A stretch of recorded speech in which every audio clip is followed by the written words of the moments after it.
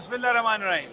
अस्सलाम वालेकुम। मैं समी इब्राहिम और आप देख रहे हैं हमारा यूट्यूब और फेसबुक चैनल। और मैं इस वक्त सुप्रीम कोर्ट ऑफ पाकिस्तान में खड़ा हूँ और मेरे साथ मशहूर ज़माना जनाब फ़खर रहमान साहब खड़े हैं। ये वो सहाफ़ी हैं जो किसी तारफ़ के मोहताज नहीं। और जब 90s में सुप्रीम कोर्ट ऑफ पाकिस्तान पर हमला हुआ था तो सजाद अली शाह साहब को इन्होंने बताया था कि इनके बड़े मशहूर फ़िक्रे हैं कि क्राउड जो है वो अंदर दाखिल हो चुका है, मॉब आ चुका है, डू समथिंग अबाउट इट। और फिर उसके बाद जो सजाद अली शाह साहब थे वो कमरे अदालत से निकल गए। बहरहाल ये आज हमारे साथ हैं और इस वक्त आज बड़ा अहम केस समाअत उसकी मंडे 11:30 बजे तक मुलतवी की गई है। ये जो पंजाब असम्बली और KPK असम्बली में इंतखाबात का मामला था, 3 मेंबर खसूसी बेंच, बड़े उसमें आज जज्बाती मनाजर भी हमें नज़र आए। बहुत उसमें गुफ्तगू आज खुलकर चीफ जस्टिस साहब ने की। उन्होंने आज ये बात बताई जो इस वक्त बात की जा रही है, जो सियासत की जा रही है, जिस तरीके से सुप्रीम कोर्ट ऑफ पाकिस्तान पर एक तरह से हमला किया गया। तो उन्होंने कहा कि मैं वो जज हूँ जिसने हाउस अरेस्ट भी देखा, जिसने सारी सोबतें बर्दाश्त की और मुझे कभी यकीन नहीं था कि मैं वापस आऊँगा अदालत में, लेकिन ये एक मिरेकल है जो मेरी ज़िंदगी में हुआ। उनका बताने का मकसद था कि वो किसी चीज़ से डरने वाले नहीं हैं। अगर कोई उन्हें निकालना चाहता है या उन्हें कहीं जेल में ले जाना चाहता है, उन्होंने कहा कि बिल्कुल इस हवाले से कुछ नहीं है। और फिर उन्होंने कहा कि हमने ये सफ़र किया 2019 से 2021 तक भी, जब हमारे कुलीग्स पर और हमारे ऊपर बेतहाशा तनकीद की गई। उन्होंने एक जज साहब का नाम लेके भी जिक्र किया, इकबाल हमीदुर रहमान। उन्होंने कहा कि वो उन्होंने सिर्फ इसलिए इस्तीफ़ा दे दिया क्योंकि वो कह रहे थे कि मैं अपने वालिद साहब को कैसे फेस करूंगा अगर मुझे शोकाज नोटिस। तो उन्होंने कहा कि इस वक्त फाइनेस्ट जजेज़ हैं और इसमें कोई शक नहीं कि हमारे कुछ इश्यूज़ हैं, लेकिन हम उन्हें सॉर्ट आउट करेंगे, इंटरनली हम उन्हें सॉर्ट आउट करेंगे। लेकिन यहाँ पर जो आज जो इस वक्त जो गुफ्तगू की जा रही है, जो मीडिया में हो रहा है, और फिर उसको रिस्पॉन्सिबल लोग, और जिस वक्त वो ये बातें कर रहे थे, राना सनाउल्ला भी मौजूद थे अदालत में, मरियम औरंगज़ेब भी मौजूद थी, फवाद चौधरी भी थे, ज़फ़रुल्ला ख़ान जो नवाज शरीफ साहब के एडवाइज़र रहे हैं वो भी यहाँ पर मौजूद थे, अमीर अमीर अमीर अमीर जो मोहम्मद अली, क्या नाम है, जो PTI के जो अली मोहम्मद ख़ान भी मौजूद थे। तो आज उन्होंने बड़ा खुलकर और एक मौके पर चीफ जस्टिस आपदीदा हो गए, बहुत इमोशनल हुए। और अटर्नी जनरल साहब से आज उन्होंने आर्गूमेंट का उन्होंने आगाज़ किया। तो वो बार बार अटर्नी जनरल साहब यही कहते रहे कि जनाब एक तो उन्होंने कहा मुझे 3 इश्यूज़ कहा गया। एक तो ये कि जी आप फुल कोर्ट बना दें, और दूसरा वो जो 4-3 और 3-2 का जो मामला है उस पर उन्होंने बात की। तो आज चीफ जस्टिस साहब ने वो जो जजमेंट थी 27 तारीख की, जिसमें रिकॉन्स्टिट्यूशन ऑफ बेंच की बात कही थी, वो पढ़कर उन्होंने सुनाई और उन्होंने कहा कि ये बिल्कुल वाज़े हो चुका है। और इस जजमेंट के बाद उन्होंने कहा कि आप ये इस पर मज़ीद कुछ बात करने की ज़रूरत नहीं है। फुल कोर्ट के मामले पर बार बार ये कहा अटॉर्नी जनरल ने। तो एक मौके पर जो कहा जस्टिस मुनीब अख्तर ने कि ये जो फोरम शॉपिंग है ये नहीं होगा, ये जो जजेज़ हैं ये कॉम्पिटेंट हैं और 184(3) के तहत तो 2 मेंबर बेंच भी समाअत सुन सकता है। तो चीफ जस्टिस साहब ने कहा इस मौके पर कि फुल कोर्ट हम ऑलरेडी इतना टाइम इस पर स्पेंड कर चुके हैं, आर्गूमेंट हो चुके हैं, तो इस वक्त मैं ये नहीं कर सकता कि दोबारा वापस जाऊं और फुल कोर्ट इसको सुने। और उन्होंने अटॉर्नी जनरल साहब से कहा कि आप हमें बताएं, पॉइंट बताएं कि जो पैसे आप पैसों का बताएं आप कि आप दे सकते हैं या नहीं दे सकते। और आज बड़े दबंग अंदाज में एक बड़ा संजीदा लेकिन in a firm tone chief justice of Pakistan ने कहा कि अगर आप बताएं पैसे देते हैं या नहीं तो हम जो रिस्पॉन्सिबल लोग हैं हम उनको अदालत में बुला के उनसे बात करेंगे, हम फ़ौज को भी बुलाएंगे, वजारत दिफा को भी बुलाएंगे, उनसे भी पूछेंगे, वी नो। और उन्होंने कहा कि हम ये चाहते हैं कि सियासी जमातें मिलकर या तो कुछ तय कर लें, नहीं तो फिर अदालत अपना फ़ैसला कानून के मुताबिक करेगी।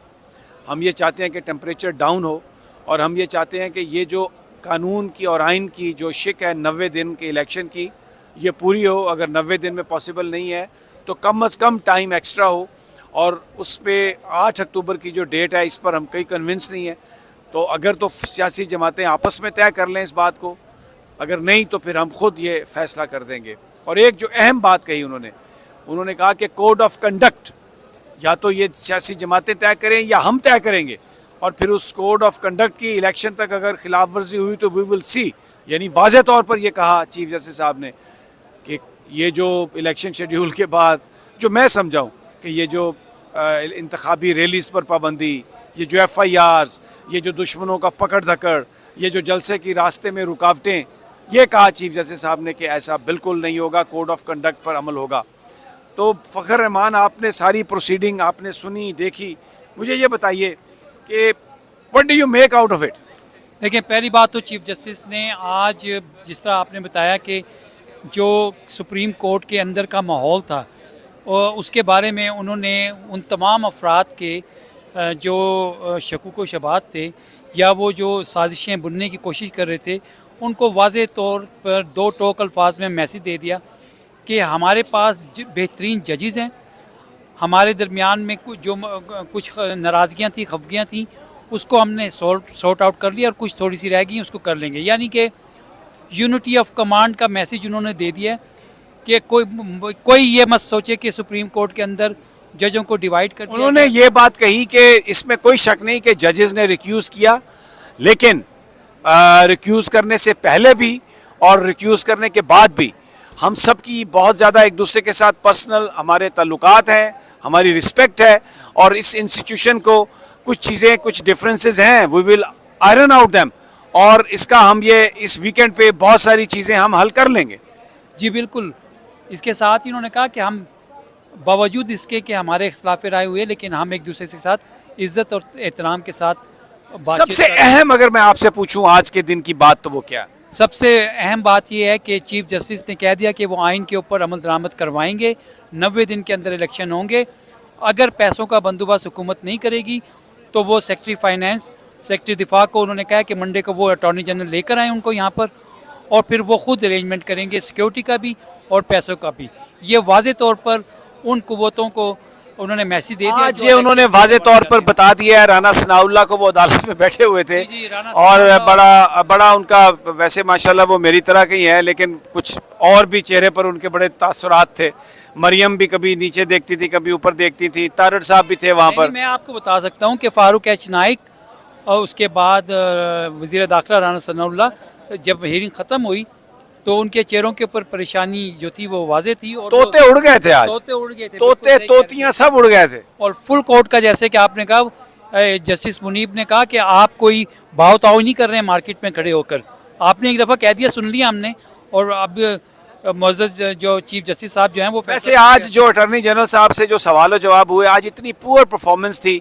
मैं समझता हूँ कि अटॉर्नी जनरल को तो आज अदालत से कहना चाहिए था कि आप रिज़ाइन दे दें, क्योंकि वो जो बार बार बात कर रहे थे वो कोर्ट के डेकोरम के खिलाफ थी और एक फजूल किस्म की बहस। यानी कहना पड़ा जजेस को कि पिछले आधे घंटे से आप बार बार ये तैयारी कोई नहीं थी। आप देखें कि जो फेडरल कंसोलिडेटेड फंड हैं जो स्टेट बैंक के उसमें पड़े होते हैं, उनको पता ही नहीं था कि वो कहाँ है। मैंने तो आज देखा उनको, यंग आदमी है, खूबसूरत आदमी है, अगर किसी ड्रामे में हीरो वीरो का किरदार अदा करे तो ज़्यादा बेहतर है। ये अटॉर्नी जनरल के ओहदे पर आके इतना यंग सा बच्चा इस तरह हंस हंस के बात कर रहे हैं, और वही बात बार बार, बड़ा एक अजीब सा लगा। It was in a very bad taste. ये देखें, पहले दिन ही उन्होंने कहा था कि अगर आपका ये आगाज़ है तो आगे आप हमें क्या असिस्ट करेंगे।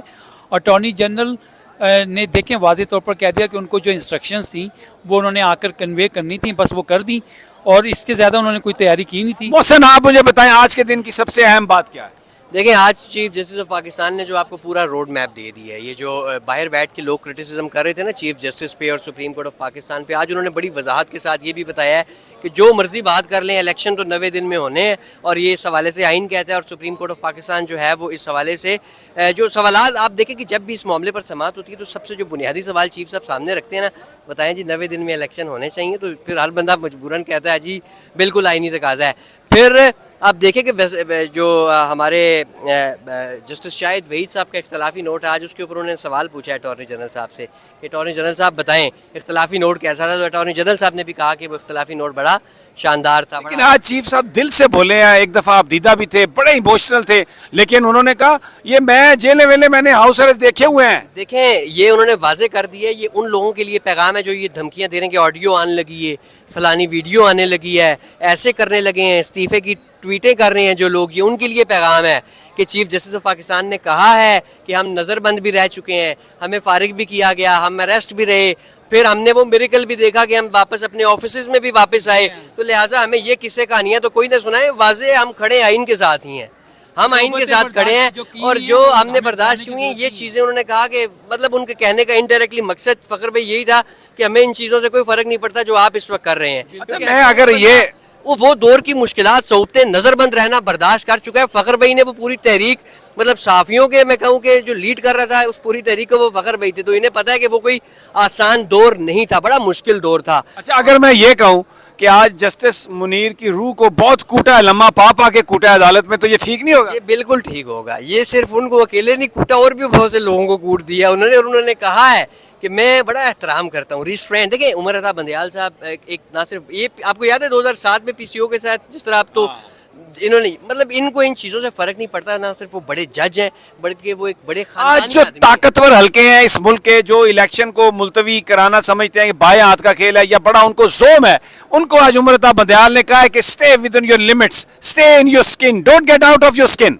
देखें, चीफ जस्टिस ऑफ पाकिस्तान सिर्फ आइन के हवाले से बात कर, उन्होंने कहा आइन क्या कहता है, आइन कहता है कि ये अवाम का हक है कि जो उनके नुमाइंदे होने चाहिए 90 रोज़ के अंदर। देखें, उन्होंने कहा कि जो लोग जेलों में थे और जो आइन को अपनी लॉन्डी समझते हैं, जो जेलों में थे वो आज क्या कर रहे हैं, असेंबली के फ्लोर पे तकरीरें कर रहे हैं, हुकूमतें हैं, प्रोटोकॉल आपने देखा कोर्ट रूम 1 के बाहर सिक्योरिटी वाले थे, ये भी एक बड़ी रेयर साइट है फ़खर भाई, बड़ा कम होता है कि कोर्ट रूम 1 के बाहर जो है वो आपके गार्ड्स पहुंचे हुए हों, आज वो भी नज़ारा हमने देखा। अच्छा, तो वो तो आज़म नज़ीर तारड़ ने कहा कि हम तो कब्जा छुड़ाने आए हैं, वो तो कब्जे की बात कर रहे हैं सुप्रीम कोर्ट में। देखिए ये तो ये ना कब्जा कौन किससे छुड़ा रही है, तो और वो अता तारड़ ने कहा कि अभी पहले तो एक तारड़ था उस वक्त, यानी मेरे दादा अबू, अभी तो 2 तारड़ है, आज़म नज़ीर तारड़ और अता तारड़। आपके हवाले से तफसीलन फ़खर भाई बता सकते हैं। बाकी ये है कि मामला ये है भाईजान, बड़ा वाजे है, क्लियर मैसेज है चीफ साहब का कि संभाल लो आपस में, ये वीडियो ऑडियो तो ना नहीं तो हम कानून के मुताबिक ऑर्डर करेंगे। भाई आप कुछ कहना चाह रहे हैं? सर इसमें जो आज की सबसे अहम बात है, एक तो चीफ जस्टिस साहब ने जो 3-4 वाला मामला था जो उसको जिस तरह से उन्होंने सेटल डाउन किया है, जब आप भी वहाँ मौजूद थे, अटर्नी जनरल साहब ने उसका जिक्र किया तो उन्होंने कहा आप ऑर्डर पढ़ें, फिर अटर्नी जनरल साहब के पास वो ऑर्डर था ही नहीं, तो उन्होंने अपने असिस्टेंट से कहा कि आप ऑर्डर निकाल के दें, तो जब उन्होंने वो ऑर्डर निकाल के दिया तो उसमें वो पढ़ना नहीं चाह रहे थे अटर्नी जनरल साहब, क्योंकि उन्हें भी पता था कि उस ऑर्डर में लिखा क्या है, मगर उसको चीफ जस्टिस साहब ने बाय फोर्स पढ़वाया और उनसे पढ़वाया, वो उन्होंने सेटल कर दिया और अटर्नी जनरल ने खुद पढ़ के बताया कि जनाब ये जो 2 जजेस थे, अतर मिनल्ला और उनके साथ जो जज साहब थे, उन्होंने ये लिख के दिया कि हम अलहदा हो रहे हैं और मामला चीफ जस्टिस के कोर्ट में दे रहे हैं, रिकॉन्स्टिट्यूशन ऑफ बेंच। बिल्कुल, 5 का कॉन्स्टिट्यूशन हो गया, खत्म हो गया। एक आखिरी पॉइंट में आपने जस्टिस मुनीर की रूह की बात की तो वो मौजूद थी, लेकिन जब उसको पता चला कि ये तो सारा मेरा ही कट्टा खुला जा रहा है तो वो भाग गई वहाँ से। और जनाब आज जस्टिस मुनीर की रूह भाग गई है, अभी हम सुप्रीम कोर्ट में है, अब मंडे को समाअत होगी, और अब वैसे देखते हैं कि मंडे तक साजिश और क्या होती है, क्योंकि ये चोर चोरी से जाए, हेरा फेरी से ना जाए, साजिशें करेंगे, लेकिन जो इधर लठ है ना उमर अता बंदयाल साहब के पास, और साथ में मुनीब अख्तर और एजाजुल हसन और बाकी जो जजेस, ये भी पूरी तरह चुकन्ने और अलर्ट हैं, और मुझे लगता है कि ये जो हमलावर होने की कोशिश करेगा ना, उसके जबड़े जो है ना उनकी खैर नहीं है। मुझे इजाज़त दीजिए, अगली वीडियो तक अल्लाह निगहबान।